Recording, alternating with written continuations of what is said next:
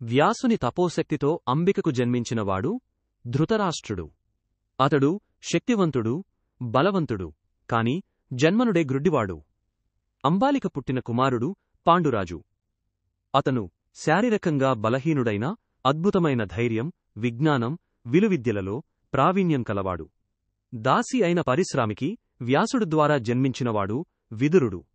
భీష్ముడు వారిని ఎంతో ప్రేమతో, గౌరవంతో పెంచాడు. వేదాలు, ధర్మశాస్త్రాలు, యుద్ధ విద్యలు, అస్త్రవిద్య అన్నిటిలోనూ శిక్షణ ఇచ్చాడు. ధృతరాష్ట్రుడు పెద్దవాడు కావడంతో పట్టాభిషేకం జరిగి రాజు అయ్యాడు.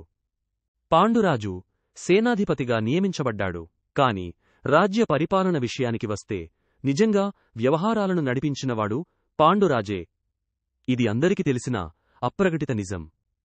కాలం క్రమంగా గడుస్తూ ముగ్గురూ పెళ్లి వయస్సు చేరుకున్నారు. భీష్ముడు వారందరికీ వివాహాలు చెయ్యాలని నిర్ణయించాడు. అందులో పెద్దవాడైన ధృతరాష్ట్రుని పెళ్లి గురించి చర్చ సాగింది. చివరికి విదురుని సలహా మేరకు గాంధార రాజ్యపు రాజకుమార్తె గాంధారితో వివాహం చెయ్యాలని నిర్ణయించారు.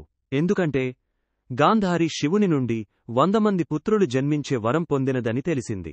భీష్ముడు ఆలోచించాడు. గాంధారిని ధృతరాష్ట్రునికి ఇచ్చి వివాహం జరిపిస్తే వారి ద్వారా 100 వారసులు పుడతారు. ఇది కురువంశానికి మహాశుభప్రదం అని నిర్ణయం తీసుకున్నాడు.